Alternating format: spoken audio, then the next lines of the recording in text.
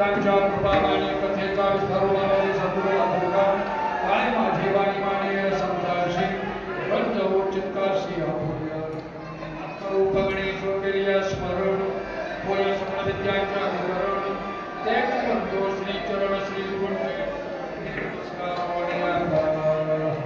कैलासीचा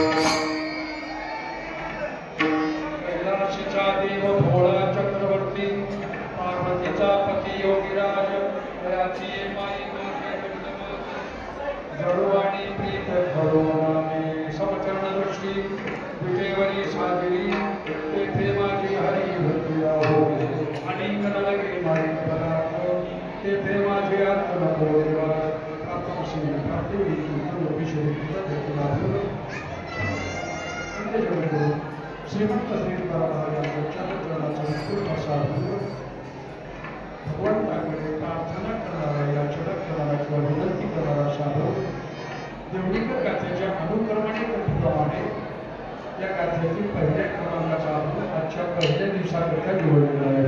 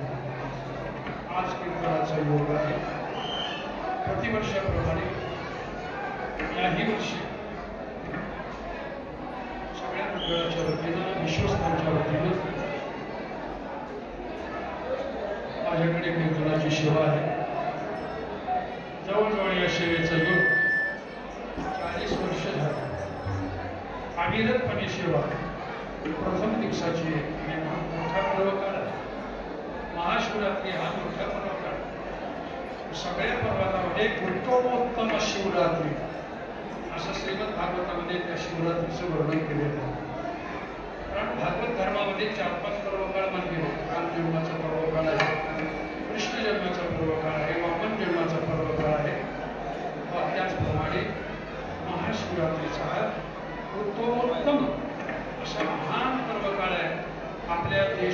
सगळीकडे भगवान शंकराचे मंदिर ज्या ठिकाणी आहे त्या ठिकाणी पूर्ण देशभर चाललेला हा उत्सव आपल्या या पवित्र नागपूरमध्ये हा उत्सव संपन्न होतो आहे. 15 दिवसाचा उत्सव आहे.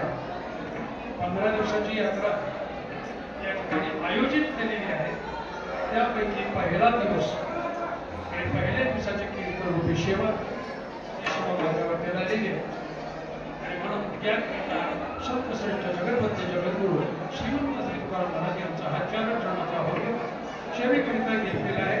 तुकाराम महाराज या अभंगाद्वारे परमात्म्यापुढे प्रार्थना प्रार्थना या शब्दाचा अर्थ प्रकर्षेण अर्थ ना इति प्रार्थना. प्रार्थना शब्दाचा अर्थ प्रकर्षेण करून ज्याच्यामध्ये अर्थाची अर्थनाम द्रव्याला धन किंवा पैसा याची कोणत्याही प्रकारची अपेक्षा धरून विनवणी केलेली असते. ज्या विनवणीमध्ये पैशाची इच्छा नाही, द्रव्याची इच्छा नाही, धनाची अजिबात इच्छा नाही, असे अर्थ ना इति प्रार्थना. अर्थाची इच्छा न करताना देवाकडे केलेली विनवणी त्याचं नाव आहे प्रार्थना. अशी प्रार्थना फक्त वारकरी संप्रदायातील संतच करू शकतात. ज्ञानोबा तुकोबर यांनी दिव्य प्रार्थना केली. ज्ञानोबाचं पसायदान ही एक प्रार्थना विश्वशांतीकरिता, विश्वातील मानव जातीच्या आनंदाकरिता विश्वात्मक देवाकडे, देव सुद्धा लहान नाही ज्ञानोबाचे, आता विश्वात्मके देवे येणे वाग यज्ञ तोषावे तोषो निमज द्यावे प्रसायदान. ही प्रसायदानातली प्रार्थना सामान्य संकुचित परिच्छिन्न एकदेशी देवाकडे केलेली आहे. ज्ञानोबाचा देवही मोठा आहे, विश्वात्मक देव, विश्व ज्याचा विलास, विश्वामध्ये ज्याची व्याप्ती, असा जो भगवान विराट स्वरूपाचा विश्वरूप आहे, अशा विश्वात्मक देवाकडे विश्वाच्या संबंधाने विश्वातील मानव जातीच्या आनंदाकरिता केलेली दिव्य प्रार्थना म्हणजे पसायदान.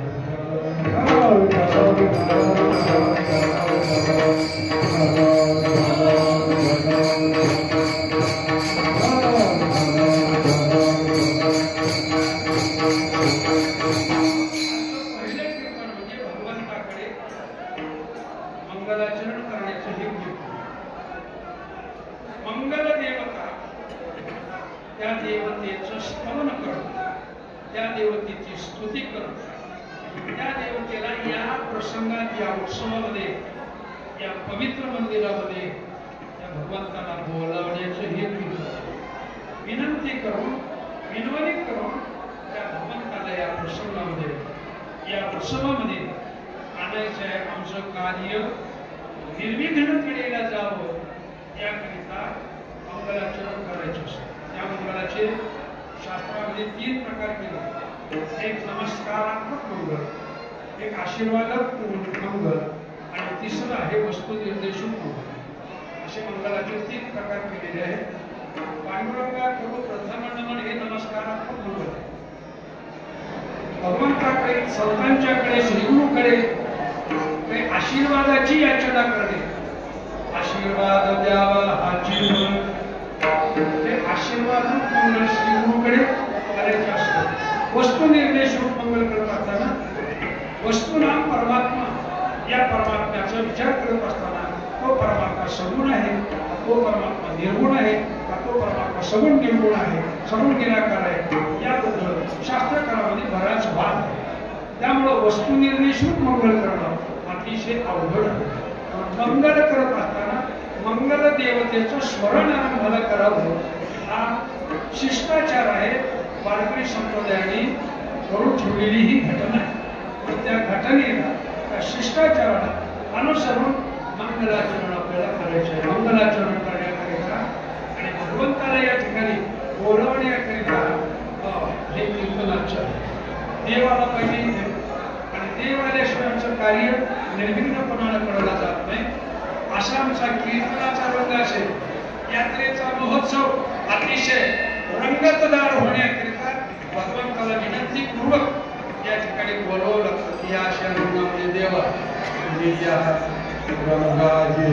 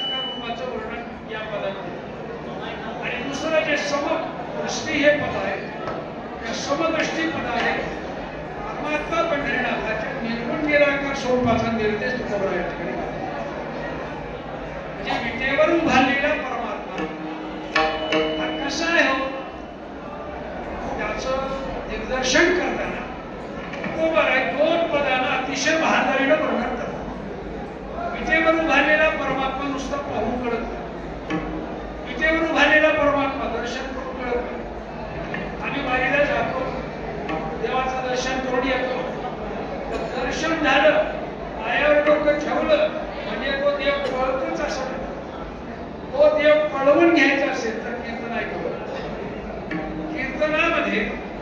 देवाची कीर्ती वर्णन केली जाते, त्या देवाच्या स्वरूपाचं वर्णन केलं जातं, त्या परमात्म्याच्या सगुण साकार आणि निर्गुण निराकार स्वरूपाचं कथन कीर्तनाच्या माध्यमातून केलं जातं. पण कीर्तनातून त्याचा परिचय होतो, कीर्तनाने त्याची ओळख होते. त्याला पाहण्याने ओळख होत नाही, दर्शनाने त्याची ओळख होत नाही. दर्शन घेणं हे पुण्यवाचक आहे, दर्शन होणं हे भाग्याचं लक्षण आहे. मग दर्शनाने तो कळेलच, किंवा मूर्ती रूपाने तो द्वार केला विटेवरचा परमात्मा आम्ही पाहून आम्हाला तो कळणार नाही, त्याची ओळख आम्हाला होणार नाही. तुकोबारा त्याचा परिचय आम्हाला करून देतो. आमचं जे आराध्य दैवत आहे, आमचा जो प्रभू आहे, आमचं कुळदैवत जे आहे, त्याचा परिचय आम्हाला झाला पाहिजे.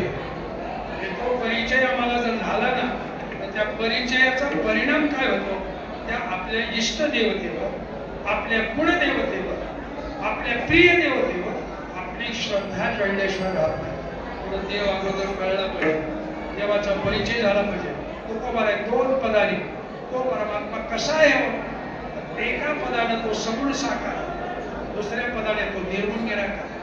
काही शास्त्रकारांनी देव सगुणच मानला, काही शास्त्रकारांनी देव निर्गुणच मानला, काही शास्त्रकारांनी सगुण निराकार देव मानला.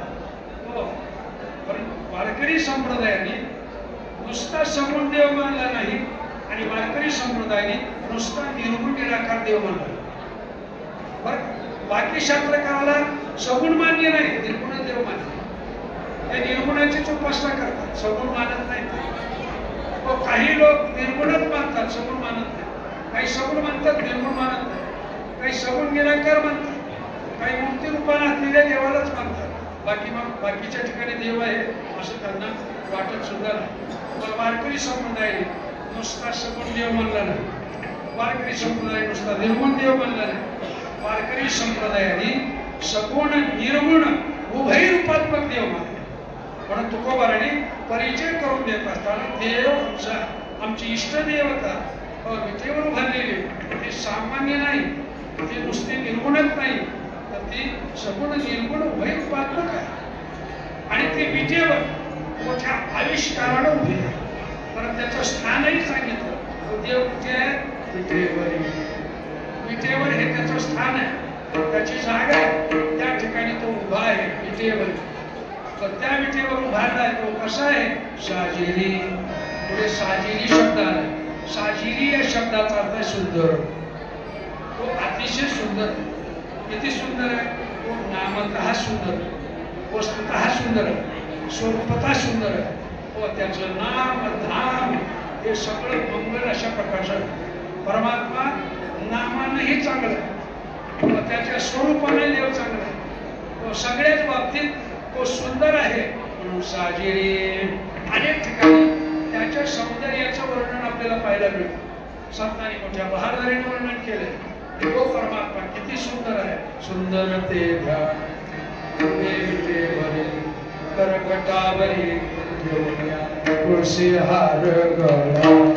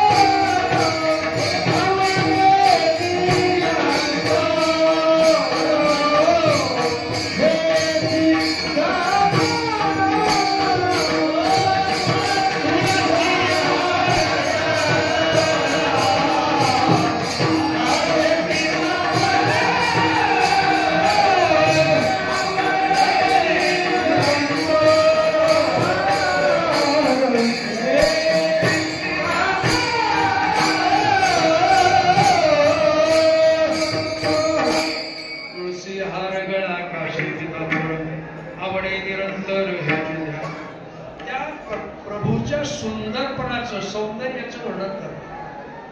त्या परमात्म्याचं ध्यान सुंदर आहे. ज्या विटेवर तो उभा आहे ते वीट सुंदर आहे. ज्या विटेवर पाय जोडून उभा आहे ते पाय सुंदर आहे. गळा सुंदर आहे. त्या परमात्म्याचा गळा सुंदर आहे. त्या गळ्यामध्ये तुळशीचे हात धारण केले ते तुळशी सुंदर आहे. म्हणतात ते ध्यान आम्हाला खूप आवडतं. कान सुंदर आहे. भगवंताचे कान सुंदर आहे. त्या सुंदर कानामध्ये सुंदर मकराकार कुंडल धारण केले. मकर कुंडल, मकर हा संस्कृत शब्द आहे. त्या मकर या संस्कृत शब्दाला मराठी मासा म्हणतात. मासा, मकर म्हणजे मासा. आणि माशाच्या आकाराची कुंडल घातलेली आहे. म्हणजे कानात मासे अडकवल्याप्रमाणे त्याच्यावर माशाचीच आकृती. कारण कुंडलाचे बरेच प्रकार, कमल कुंडले, मकराकार कुंडले किंवा विराजिक कुंडले, मिराजिक कुंडले, शृंखल कुंडले आणि महत्वाचे आहे मकर कुंडल. या सगळ्या कुंडलापेक्षा मकर कुंडल म्हणजे माशाच्या आकृतीचे देवाचा फोटो जर तुम्ही पाहिला ना, सगळे अलंकार धारण केलेला पांडुरंगाचा फोटो पाहिला तर कानामध्ये जे कुंडल आहेत असे माशाच्या आकृतीचे आहेत. त्या माशाच्या आकृतीच्या कुंडलाला म्हणतात मकर कुंडल. भगवंताचे कान सुंदर आहे. मकराकार कुंडल सुंदर आहे. कौस्तुभमणी सुंदर आहे. अगदी कंठ भगवंताचा सुंदर आहे. आणि सुंदर कंठामध्ये सुंदर कौस्तुभमणी, हजारो सूर्य एकदाच उगवणे काय एवढा प्रकाश देणारा कौस्तुभमणी तो कंठामध्ये, सुंदर कंठामध्ये सुंदर कौस्तुभमणी धारण केलेला असल्यामुळं भगवान सुंदर आहे. साजिरी या पदाचं वर्णन आहे. साजिरी नाम सुंदर, अतिशय सुंदर आहे तो. तुम्हाला आम्हाला जे काही सौंदर्य प्राप्त झालेलं त्याच्या कृपेनं झालं. तुम्हाला मला जे काही सुंदरपणा मिळाला त्याच्या सुंदरपणा तो किती सुंदर आहे. लक्ष्मी सुद्धा त्याच्या सौंदर्याला भुलून वेडी झाली. हो, श्रीकृष्णाच्या सौंदर्या पुढे लक्ष्मी फुलोने झाली वेडी. मदना पोटा आला बा पुढे निरीकडे काय चंद्र. श्रीकृष्णाचं भगवंताचं सौंदर्य जेवढं आहे, लक्ष्मी सुद्धा त्याच्या सौंदर्याला भुलून त्याच्या गळ्यामध्ये वरमाला घालते, त्याला वरून घेते. म्हणजे लक्ष्मी काही कमी सुंदर नाही. सगळ्या स्त्रियांमध्ये सुंदर लक्ष्मी महालक्ष्मी आहे. पण अशी सुंदर असलेली लक्ष्मी सुद्धा ज्या भगवंताच्या सौंदर्यावर मोहित होते, आकर्षित होते, आसक्त होते, त्याच्या गळ्यामध्ये वरमाला धारण करते. इतका प्रभू सुंदर आहे म्हणून साजिरी. आणि अशा समचरण समदृष्टी आणि ज्या सुंदर विटेवर सुंदरपणाने भगवान उभे आहेत ना, तेथे माझी अंतःकरण वृत्ती जळून राहो त्याकरिता एक शब्द घातला हरी. कारण साजिरी आणि हरी इतरांमध्ये हरिपद घालून यमक साधलेलं आहे. समचरण दृष्टी विटेवरी साजिरी आणि तेथे माझी हरी. तिथे साजिरी री आणि इथे हरी री. म्हणजे हे त्याला यमक म्हणतात. त्याला यमक साधनं म्हणतात. कवित्वामध्ये यमक साधलं पाहिजे तर ते कवित्व. तर कसं बी यमक साधण्याला अर्थ नाही. टन हिंगण भेट म्हणजे असं नाही. की हिंगण भेट असं नाही. हिंगण भेट साजिरी हरी. इथे हरीच्या ऐवजी कंसारी शब्द घातला असता तरीही यमक आला असता. यमक बरोबरच असतं. साजिरी कंसारी बरोबर यमक आलं असतं. पण कंसारी म्हणजे कंसाला मारणारा, कंसाचा शत्रू. आली म्हणजे शत्रू, कंसाला मारणारा शत्रू कंसारी. पण इथे कंसारी शब्द बसत नाही. इथे अर्थदृष्टीने हरी शब्दाची योजना योग्य आहे. का हरी या शब्दाचा अर्थ आहे हरण करणे. हरी या शब्दाचा अर्थ शास्त्रकारांनी केलाय. स्मरण मात्रेन यत पुंसां पापं तापं वा संसार हरती इति हरिः. त्याला हरी म्हणतात. ज्याचं स्मरण केलं असताना स्मरण करत्या पुरुषाच्या काय पापाचं तापाचं आणि संसाराचं जो हरण करतो ना त्याचं नाव हरी. म्हणून उत्तरार्धामध्ये साधिप्राय संबोधन दिलेलं आहे हरी. आणि हे हरी कारण अंतःकरण वृत्ती तिथे जडवून ठेवायची. अंतःकरण वृत्तीचं हरण करून परमात्म्याच्या स्वरूपाच्या ठिकाणी जडवून ठेवायचे म्हणून हरी या पदाची योजना केली. हे हरी माझी अंतःकरण वृत्ती त्या ठिकाणी जडवून ठेवा. तेथे माझी हरी वृत्ती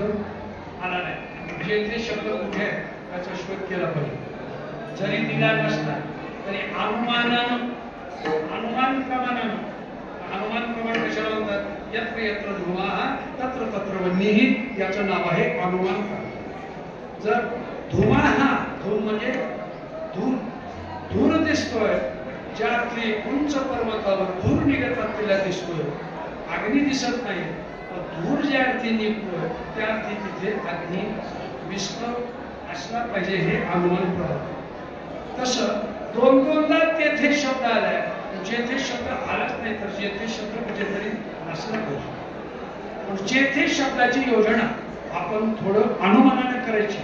कशी?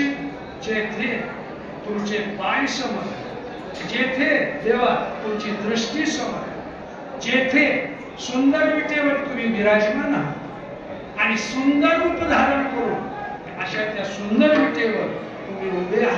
समचरण समदृष्टीने तेथे जेथे समचरण जेथे समदृष्टी जेथे सौंदर्य तुमचं आहे आणि सौंदर्य धारण करून ज्या विटेवर जेथे ज्या विटेवर तुम्ही उभे आहात ना तेथे माझी हरी वृत्ती राहो असा जेथे शब्द अनुमानानं शोधून काढायचा आहे तेथे माझी हरी वृत्ती राहो पहिल्या चरणातली अतिशय सुंदर अशी मागणी तुकोबाने केलेली आहे.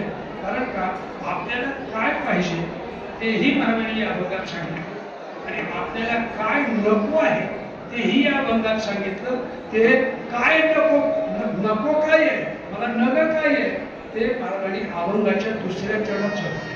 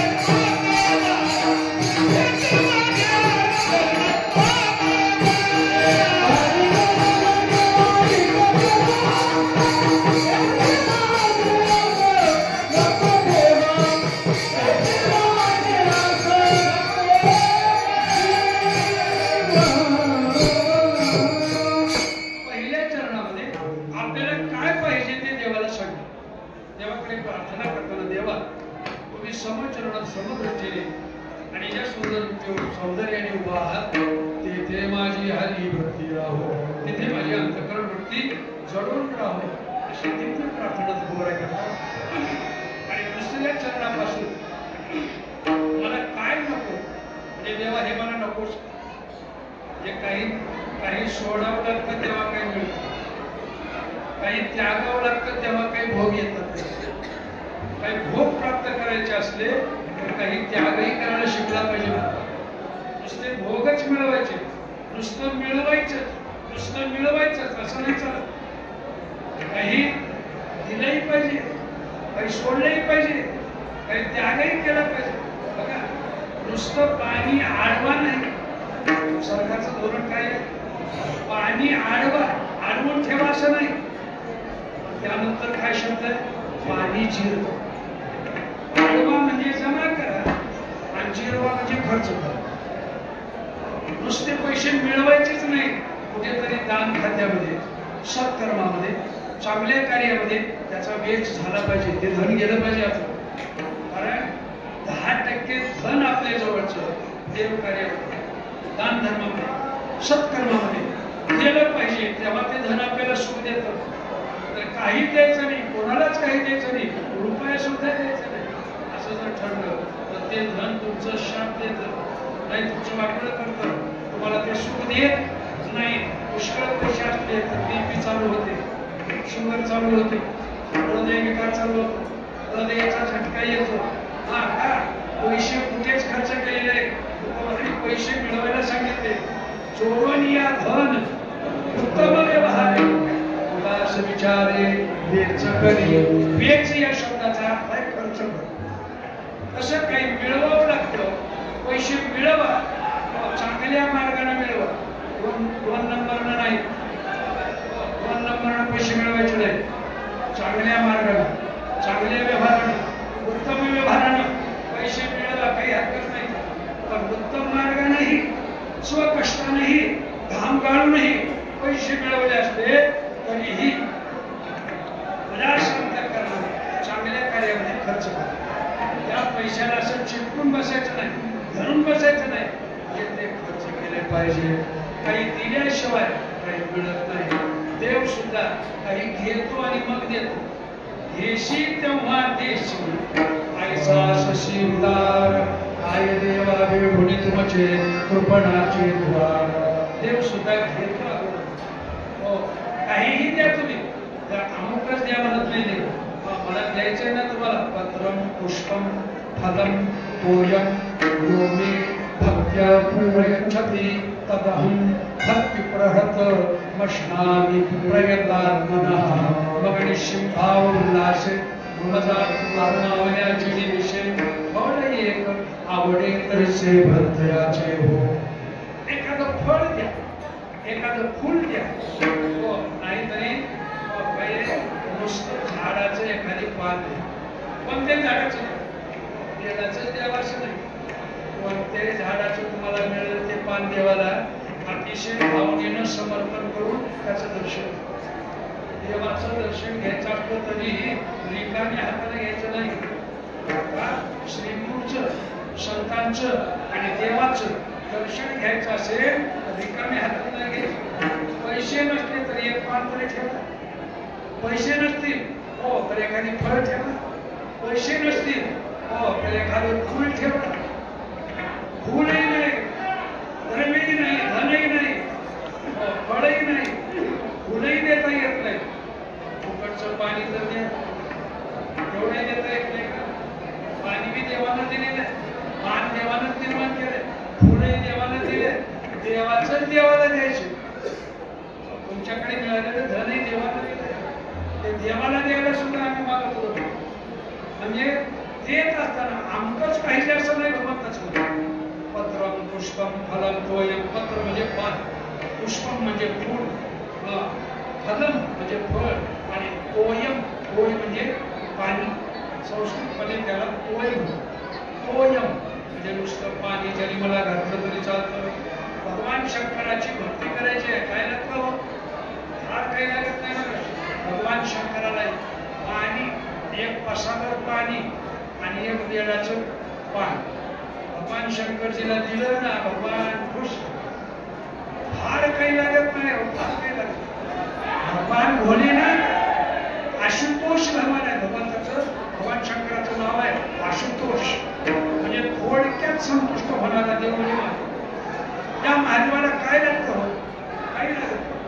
एक पसा पाणी, एक बिल्वगड, पूजन केवळ सोपे बाहू सोपे बाहू, पूजन केवळ सोपे बाहू सोपे बाहू.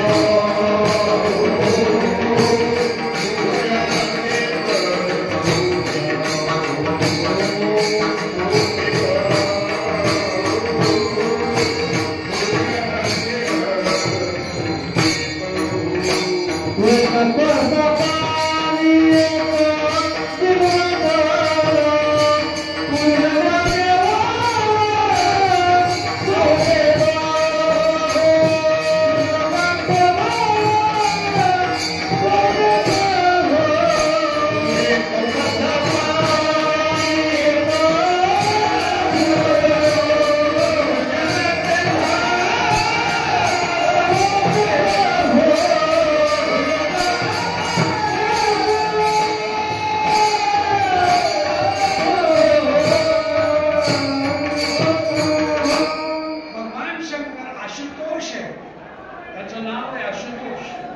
म्हणजे थोडक्यात संतुष्ट होणारा देव म्हणजे म्हणतो या सिद्धेश्वर रत्नेश्वर भगवंताला काय लागतं?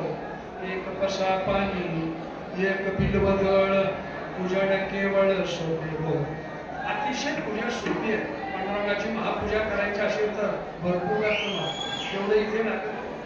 या देवाला थोडं दिलं पण देवाला द्यावं. दिल्याशिवाय देव देत नाही हे निश्चित आहे. असे तसं आणि काही सोडावं लागतं आणि काहीतरी त्याग करावं लागतं तेव्हा मला काहीतरी भोग प्राप्त होतो. देवाच्या या सर्वचरण समृद्धी या ठिकाणी अंतःकरणावरती चढायचे याकरिता काही गोष्टी सोडायच्या. तिथे अंतःकरणावर वृत्ती जडवून ठेवण्याकरिता देवालाच प्रार्थना केलेली आहे. पण देवाला संतुष्टता यावी, देव प्रसन्न व्हावा त्याकरिता काही आपल्याला सोडावं लागतं. जसं डॉक्टरकडे एखादा पेशंट गेल्यानंतर डॉक्टर त्याला सांगतात समजून बाबा तुझी सगळी प्रकृती चेक केली म्हणजे तपासल्यानंतर आता तुला औषधं द्यायचे, 2 नमुन्याच्या गोळ्या द्यायचे, 2 नमुन्याचं पातळ औषध द्यायचं, लिक्विड द्यायचे. ते 2 वेळेला घ्यायचे.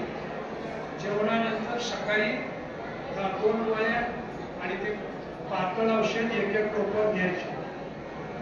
सकाळी घ्यायचे जेवणानंतर, संध्याकाळी जेवणानंतर ते घ्यायचे. ते घ्यायचे पण पूर्वी तू जे घेत होतास, पूर्वी जे तू घेत होतास आणि जे घेण्यामुळं तुझ्या तोंडावर सूज आलेली आहे, तुझं पोट मोठं झालेलं आहे, हातपाय बारीक लहान झालेले आहे, तू जे पूर्वी घेत होतास ते घेणं सोडलं पाहिजे. गोळ्यानं औषध, पातळ औषध घेतलं पाहिजे आणि ते सोडलं पाहिजे. ज्याच्यामुळं शरीरावर परिणाम झालेला आहे, शरीर बिघडले, स्वास्थ्य बिघडले, पोट मोठं झाले, लिव्हर जायच्या मार्गावर आहे, लिव्हर डॅमेज होणार आहे आणि त्यामुळे थोडं सुजय याकरिता ते जे घेत होत असताना ते बंद केलं पाहिजे आणि हे औषध घेतलं पाहिजे, ते सोडलं पाहिजे आणि हे घेतलं पाहिजे तरच गुण येतो. अन्यथा येत नाही. गोळ्याही घ्यायच्या, पातळ औषधही घ्यायचं आणि पहिलंच पातळ प्यायचं ते पातळ मी प्यायचं. कसं त्याला सोडावं लागेल आणि ह्याला घालावं लागेल, त्याला घ्यावं लागेल, त्याला त्याचा त्याग करावा लागेल. त्या पद्धतीने तुकोबारा या ठिकाणी सोडायचं सांगतो. निषेध सांगतो. आम्हाला हे नको देवा, काय नको, अनेक न लगे माईक. माईक या शब्दाचा अर्थ माया काय? मायेनं निर्माण केलेले जे पदार्थ आहेत ते आम्हाला नकोच आहे. का नको? मायेनं निर्माण केलेले पदार्थ त्याच्यामध्ये 3 दोष आहेत. मायेनं निर्माण केलेल्या पदार्थामध्ये आसक्तपणा आहे, जडपणा आहे आणि दुःखरूपता आहे. म्हणजे माया निर्मित पदार्थ आसक्त आहेत, अंगानं जड आहेत आणि दुःखाला कारण. म्हणजे मायेनं निर्माण केलेले पदार्थ जर अंगानं आसक्त असतील, जड असतील आणि दुःखाला कारणीभूत असतील तर हे मायावी पदार्थ आम्हाला नको. माया कुठपर्यंत आहे? माया मुंगीपासून ते ब्रह्मदेवाच्या पदापर्यंत आहे. सगळं जग आणि या जगामध्ये दिसत असलेले पदार्थ, या जगामध्ये असलेले पदपदांतर, या जगामध्ये लौकिकाचे पदपदांतर मायेने निर्माण केलेले सगळे पदार्थ जे पदार्थ आहे अनात्माकार आहे, माईक आहे. हे माईक पदार्थ देवा मला नको. त्याची अंतःकरणात जरा सुद्धा अर्थता होण्याची इच्छा माझ्या नाही. हे मायाकारी पदार्थ नको. तुम्ही अमायिक, मायेपासून वेगळे आहात. हो, मायेच्या अलिप्त असलेले तुम्ही आहात. तुम्ही मला पाहिजे त्याकरिता मायेचे पदार्थ त्याग केले पाहिजे. म्हणून इथे वैराग्य सूचित केलं होतं. वैराग्य झाल्याशिवाय माणसाला परमार्थ पदार्थ भोग. परमार्थाकडे 3च वस्तू होऊ शकतात. एक म्हणजे भक्ती आवश्यक आहे, दुसरी म्हणजे ज्ञान आवश्यक आहे आणि तिसरी गोष्ट म्हणजे वैराग्य आवश्यक आहे. काही भक्ती पाहिजे, ज्ञान पाहिजे आणि वैराग्य पाहिजे. वैराग्य या शब्दाचा अर्थ काय आहे? वैराग्य शब्दाचा अर्थ शास्त्रकारांनी असं सांगितलं की हे लोकांपासून ब्रह्मलोकापर्यंत अनुकूल मानलेल्या भोगाच्या त्यागाच्या इच्छेस वैराग्य असे म्हणतात. त्रिलोकीचे का स्वर्गीचे भोग पायिक झाली इच्छेचे परिते भोगावे हे नरुचे मना माझे तैसे संसारा या समस्त चालीचे जे अनित्या तै वैराग्य दौडिता पाठी लागली माईक पदार्थाचा निषेध करतात. याचा अर्थ वैराग्य अंतःकरणामध्ये आहे. बरोबर आहे. त्या ठिकाणी आपल्या अंतःकरणात वैराग्य सूचित करतात आणि वैराग्य झाल्याशिवाय हो भक्ती फलातून होत नाही आणि ज्ञानही काम करत नाही. वैराग्य अतिशय महत्वाचं आहे. वैराग्य या शब्दाचा तुकोबाराच्या भाषेत संक्षिप्त आणि सूत्रबद्ध जर अर्थ आपल्याला पाहिजे असेल, वेदांत आणि लांबलचक त्याची व्याख्या केली पण तुकोबारा लांबलचक बोलत नाही. वैराग्य तो त्याग. तुकोबाराच्या भाषेत भक्ती ते नमन वैराग्य तो त्याग ज्ञान प्रति भोग ब्रह्म देहाच्या निरसणी पाविजेया ठाया माझी ऐशी काया. या दुसऱ्या चरणामध्ये आपल्या अंतःकरणात वैराग्य सांगतो. वैराग्य तीव्र असल्यामुळं माईक पदार्थ या जगातले जे उत्तम पदार्थ असतील, अलौकिक पदार्थ असतील, जे काही मोलाचे पदार्थ असतील ते सगळे पदार्थ हा अगदी नाशवंत आहे, नश्वर आहे, असं जड दुःख रूप आहे. म्हणून ते मला नकोच देवा, फक्त तुम्ही मला पाहिजे. देव पाहिजे असेल, ज्यांना देव पाहिजे असेल त्याच्याकरता एक उत्तम उपाय सांगतो. ज्यांना देव पाहिजे ना त्यांनी बाकीचं सगळं सोडलं. बाकीचं सगळं सोडलं ना तुम्ही, जी माया आहे त्या मायेला आणि मायेने निर्माण केलेल्या या संसारात जर आम्ही सोडलो, याला जर तुच्छ केलं, याला जर लाथ मारली तर परमात्मा भेटतो. हे सगळं गबाळ घेऊन देवाकडे जायचं नाही. देव नाही भेटतो. या सगळ्याचा त्याग झाला पाहिजे आणि या सगळ्याचा त्याग व्हायला फक्त वैराग्य हे साधन आवश्यक आहे. ते वैराग्य अंतःकरणामध्ये असल्यामुळे तुकोबारा म्हणतात आणि गगन घे माझे अर्थ किती पदार्थ हे माईक आहे बाबा. कुठपर्यंत माई आहे मी सांगितलं. मुंगीपासून ब्रह्मदेवापासून इहलोकापासून ब्रह्मलोकापर्यंत माईकच पदार्थ आहे. मग ते सगळी मायाच आहे. मग इथले श्रेष्ठ पद जरी असले, अगदी राष्ट्रपतीचं पद जरी असलं, पंतप्रधानाचं पद जरी असतं, आमदार खासदाराचं पद जरी असतं आणि 5 वर्षापुरतच त्याच्यातली मध्ये काही अविश्वास काही भानगड झाली तर मधीच जाते. 5 वर्षाच्या मध्ये पपईचं झाड असल्याने 5 वर्ष टिकायचं पपईचं झाड 5 वर्षाला निघून पडतं. तसे हे पद लौकिकातले किती टिकणार आहे? 5 वर्ष नाही तर 5 वर्षाच्या मध्ये बाळगणारे हे पद आहे. या पदाला घेतात. या पद मिळवण्याकरिता लोक जीवाचं रान करतात. काय काय केलं, काय काय बातमी परवात निवडणूक झाली आपली ते किती कळावं लागतं, काय काय करावं लागतं, मतदारापर्यंत कसं पोहोचावं लागतं, त्यांनी किती काय काय द्यावं लागतं, काय काय करावं लागतं, सगळं तुम्हाला माहिती. ते तुम्हाला सांगून वेळ घ्यायचं काही कारण आणि एवढा अट्टहास करून एवढी पळापळ करून ते पद मिळवलं. 5 वर्षापुरतच आहे. 5 वर्षाला ते पद आपोआपच जाणार आहे. ते पद सोडवलं पुढे हे मायेचे पदार्थ कार्य टिकणारे नाही. हे पदार्थ लौकिकातले कर्मजन्य आहे, कर्मानं प्राप्त होणारे म्हणून ते टिकत नाही. आणि मायिक असल्यामुळं त्यांचा नाश होतो. हे नश्वर आहे. म्हणून हे पद लौकिकातले तर नको. देवानी सांगितलं अलौकिक पद जे या पृथ्वीलोकाच्या वरचे जे पद आहे, ब्रह्मदेवाचं पद असेल, इंद्राचं पद असेल, महेंद्राचं पद असेल, वरुणाचं पद असेल, सगळे पद या लौकिक पदापेक्षा कितीतरी श्रेष्ठ आहे. पण ते घ्यायला काही हरकत आहे का? तुकोबाराने सांगितलं नाही. भागवताचा भागवतामध्ये न पारमेष्ठिम न महेंद्रदिष्टिम न रसाधिपत्यम न योगसिद्धिम न पुनर्भवं वा मय्यर्पितमेच्छित मदविनान्यतन. श्रीमद् पारमेष्ठिक पदम न, पारमेष्ठिक पद म्हणजे ब्रह्मदेवाचं पद, त्याला सुद्धा संतांनी पोकर मानलं. वरुणाचं पद हे सुद्धा काय आहे, नश्वरच आहे, म्हणून ते पद नको. इंद्राचं पद तेही पद महेंद्र, महेंद्र पद न, ते महेंद्राचं इंद्राचं पद सुद्धा आम्हाला नको. रसाधिपत्यम पदम न, पारमेष्ठिक पदम न, त्याप्रमाणे महेंद्र निष्ठिम पदम न, न योग सिद्धी, योग सिद्धीपासून प्राप्त होणार जे काही फळ आहेत ना ते त्या सिद्धीचं फळ लवच. देवा तुम्हाला एकट्याला सोडून बाकी सगळं माया असल्यामुळे आम्हाला हे सगळे दिव्य पद जरी असले तरी पण ते आम्हाला नको. त्या सुद्धा पदाचा का केला, निषेध केला.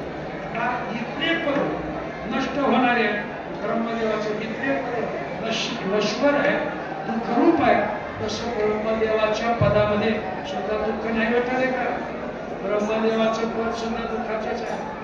हो, वाटत असेल आपल्याला ब्रह्मदेवाच्या पदामध्ये सगळे लोकांमध्ये ब्रह्मदेवाला खूप सुख असेल, कुमार शेरा मारतात, ब्रह्मादिक पदे दुःखाची शिराणी. शिराणी या शब्दाचा अर्थ शिरोमणी. ब्रह्मपदामध्ये दुःखाचे शिरोमणी आहे, दुःख लागले एवढे, पण ते सुद्धा पद नको.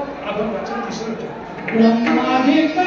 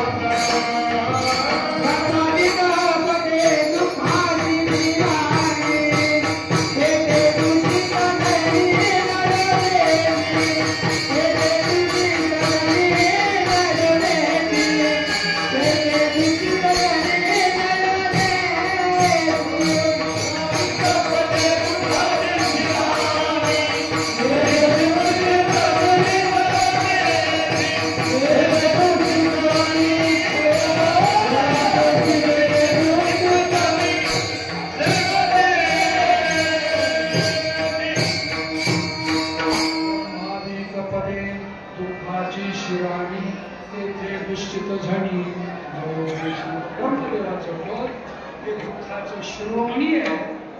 तिथं आमचं चित्त जळवून ठेवू नका हो देवा, आम्हाला त्या पदाची गरज.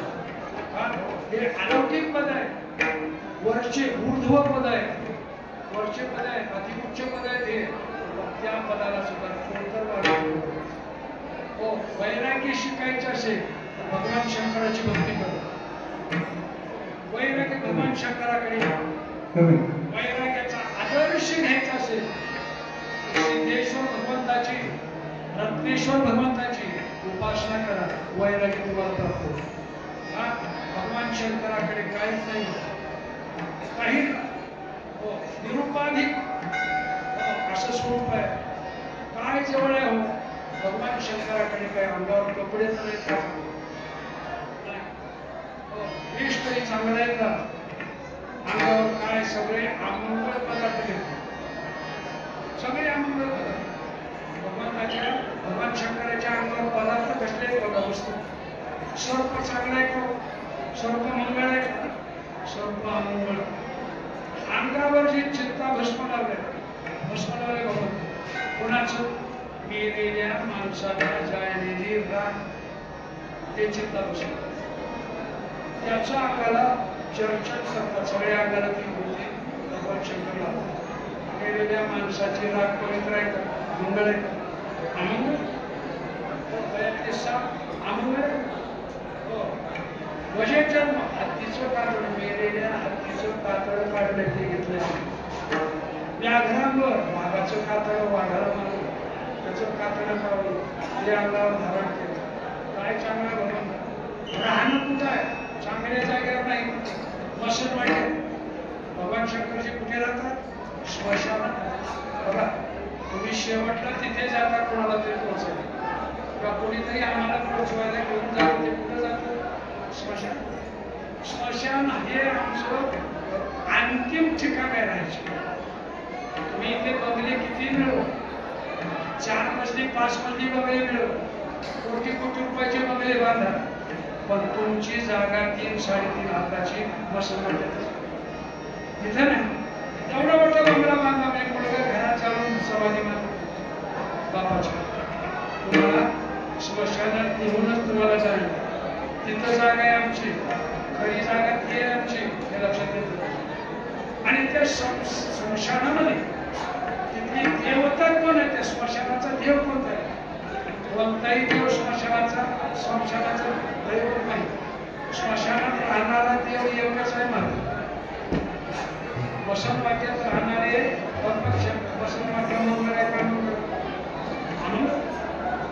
अमंगळ वस्तू अंगावर अमंगळ ठिकाणावर राहणं अंगावर काहीच नाही चांगला पोशाख सुद्धा अंगावर आहे नाही लहारी सोनारानं वर्णन केले त्यांचे गजचर्म व्याघ्रांबर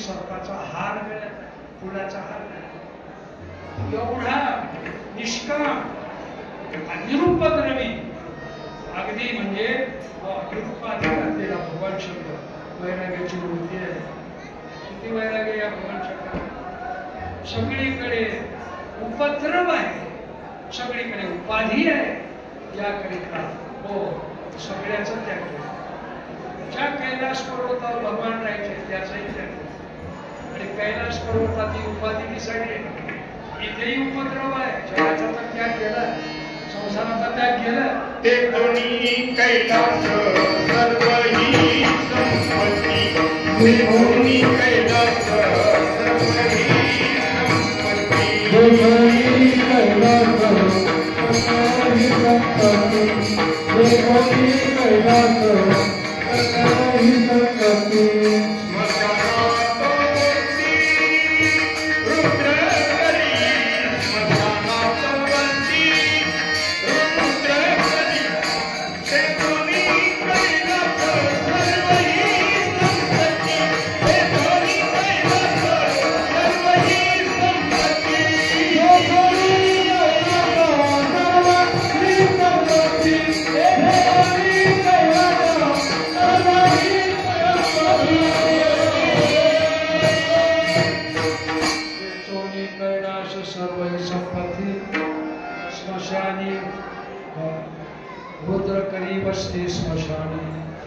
ज्ञानोबा सुद्धा सांगतात येण्याचे क्षेत्राभिमाने राज्य त्यजिले ईशाने कुंती जाणोने स्मशाने वासुदेवा.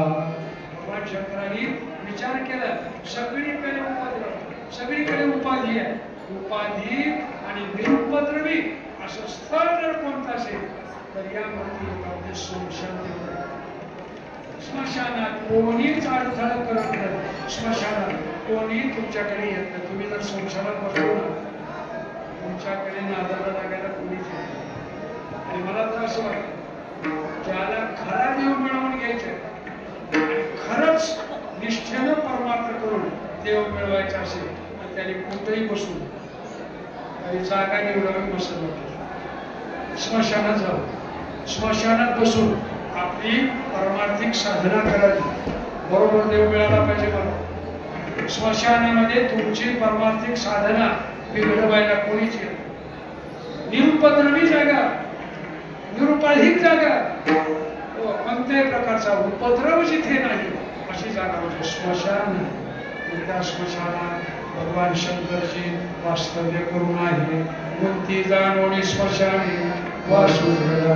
असं वास्तव्य ज्यांचं स्मशानामध्ये आहे. सगळे अमंगळ पदार्थ राहणं अमंगळ ठिकाणावर धारण केलेले पदार्थ अमंगळ पण या सगळ्या अमंगळ पदार्थाला धारण करूनही भगवान शंकराचं नाव मंगळ. हे सगळे अमंगळ पदार्थ घेतले तरी भगवान अमंगळ होत नाही. त्यांचं नाव मंगळच. त्यांच्या नावात शंकर होती शंकर आहे. शंकर या शब्दाचा अर्थ काय होतो?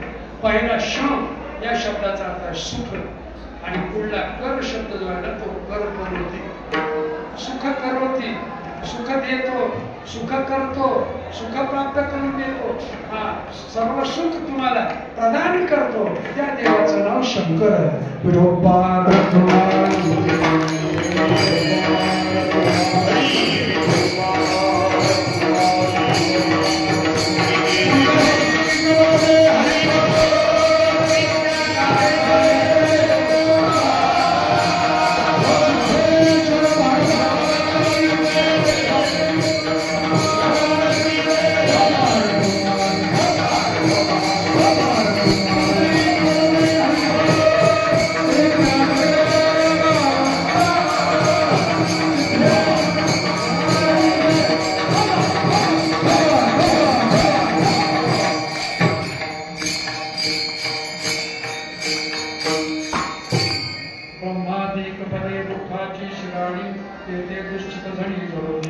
हे सगळे पदपदांतर आपले दुःखाचे शिरोमणी असल्यामुळे भगवान शंकर निरुपाधिक आहे.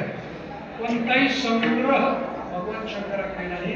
पण वैराग्याची मूर्ती म्हणजे भगवान शंकरजी सिद्धेश्वर भगवान रत्नेश्वर भगवान म्हणून हे पद अगदी म्हणजे काय हो त्या ठिकाणी राहण्यासारखे आहे. भगवान शंकराचा आदर्श घ्या. हो वैराग्य त्यांच्याकडे शिकायचं. वैराग्य कसं आम्हाला प्राप्त व्हावं भगवान शंकराची उपासना करा. ते वैराग्य आम्हाला प्रदान करतात. असं वैराग्य आम्हाला प्राप्त व्हावं. हो त्यांनी बाकीच्या सगळ्या पदार्थांना तुच्छ पदार्थापासून तुच्छ केलं. आता मृत्यूलोकातले पदपदार्थ तुच्छच आहे. पण जे ब्रह्मादिक पदपदार्थ ते सुद्धा माया कार्यात मायेने निर्माण केलेला ठेवलं ते पदार्थ सुद्धा दुःखाचे शिरोमणी असल्यामुळं त्या पदार्थाला तुच्छ केलं. का बरं? तुकोबारा म्हणतात त्या सर्व आम्हाला कळालं.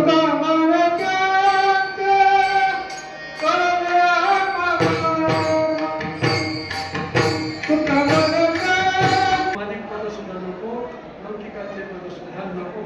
कारण हे सगळे मायेने निर्माण केलेले आहेत. याकरिता त्याचा निश्चित तुकोबारा करतात. पण देवाने विचारलं असेल जरा म्हणाला अहो लौकिकातले पद तुम्ही नको म्हणा ना पण हे अलौकिक पद तरी घ्या. हे श्रेष्ठ पद आहे उत्तम पद आहे श्रेष्ठ पद आहे अगदी वरचे पद आहे. याला सुद्धा नको म्हणतात. महाराजांनी सांगितलं देवा हे सगळे पद घ्यायला मी का तयार नाही? त्या पदांचं मला वर्म कळत.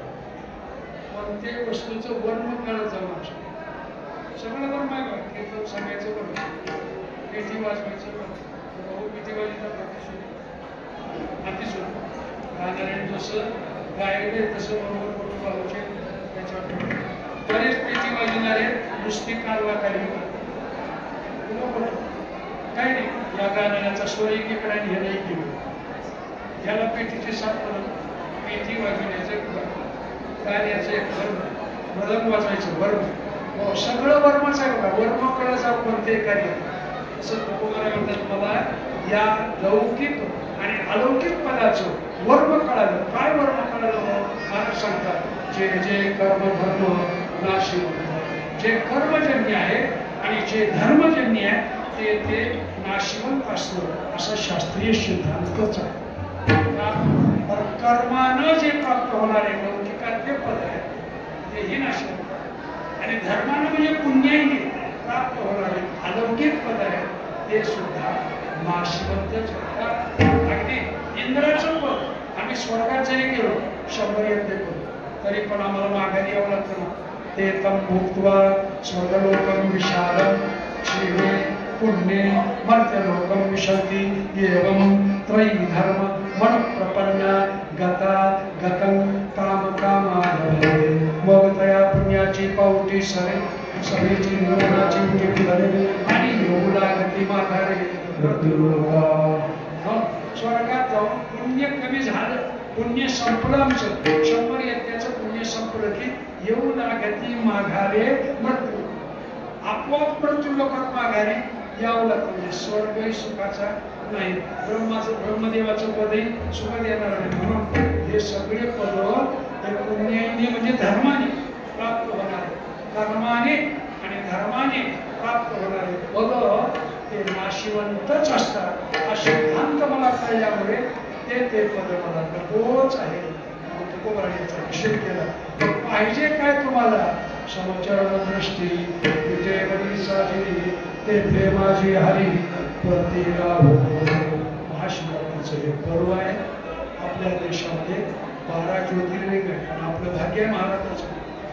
आपल्या महाराष्ट्रामध्ये 12 ज्योतिर्लिंगापैकी 5 ज्योतिर्लिंग आमच्या महाराष्ट्रात.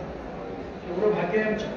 आमच्या लातूर नगरीचं वैभव म्हणजे सिद्धेश्वर रुद्रेश्वर नगरी हे आमच्या श्रद्धेचं, आमच्या आदराचं, आमच्या भक्तीचं स्थान आहे.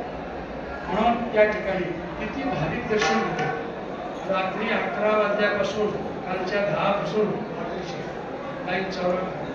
किती भाविकांनी दर्शन किती भाविक या पर्व काळावरती महाशिवरात्री उत्तम शिवरात्री, उत्तम शिवरात्रीच्या पर्व काळावरती सगळ्यांनी दर्शन घेतलं. शिवरात्री महाशिवरात्री हा दिवस अगदी अंधारातून प्रकाशाकडे नेणारा.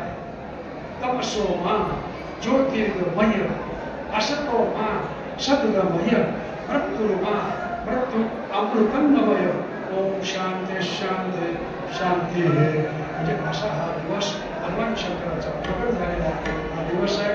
भगवान शंकराचा विवाह संपन्न झालेला हा दिवस आहे. अनेक कारणाने या महाशिवरात्रीला पर्वकाळ सांगितला जातो. या पर्वकाळावरती ओम नमः शिवायचा जप आपल्याकडून घडावा. त्याचप्रमाणे भगवान शंकराची आज पूजा आपल्याकडून व्हावी. त्याचप्रमाणे शिवलीलामृत ग्रंथ श्रीधर स्वामींनी केलेला त्या ग्रंथाचं वाचन अध्ययन आज आपल्या या पर्वकाळावरती व्हावं. आपल्या घरामध्ये काहीतरी भजन या भगवान शंकराकरिता व्हावं. इत्यादी साधनं या भगवान शंकराचं जिथे मंदिर असेल तिथे आम्ही नतमस्तक होण्याकरिता जावं. असा हा दिवस मोठा पर्वकाळाचा दिवस आहे. आणि या मंदिरच्या सर्व विश्वस्त मंडळींनी आणि सिद्धेश्वर भजनी मंडळींनी माझ्याकडे हा दिवस दिलेला आहे. सगळेच माझ्याकरिता आदरणीय मंडळी टाळ घेऊन उभे आहेत. मला जरा साथ करणारे आदर्श मंडळी आहेत. भाऊ आपल्या लातूर जिल्ह्याचे भूषण, आमच्या लातूर जिल्ह्याचे परमात्मातले भीष्माचार्य म्हणून भाऊ रायवाडीचे पाटील वसंतराव पाटील. हो पाटील घराणा आहे. त्या भजनामध्ये अतिशय विनम्र किती गुण आहेत त्याचे घेण्यासाठी. भीष्माचार्य भाऊ म्हणजे अशा भाऊंची साथ या ठिकाणी मिळते. प्रत्येक कीर्तनकाराला आणि सगळ्या कीर्तनकारांना हजर भाऊ हजेरी देतात. हे मोठं वैभव आहे. आणि अशा या सगळ्यांना मी धन्यवाद देतो. कैलासवासी राजेंद्र भजन मुंडे, कैलासवासी गंगापूर, कैलासवासी आमचे गुरुचे मोठे कैलासवासी भजन मुंडे ते पूर्वीचे अध्यक्ष तुम्ही परशुरामजी त्यांच्यापासून आमचं कीर्तन आतापर्यंत अगदीच चालू आहे. सिद्धेश्वर रत्नेश्वर भगवंताची कृपा आणि माझ्या कोणी सेवा अशीच करून द्यावी मी प्रार्थना करतो. या ठिकाणी ज्ञानेश्वर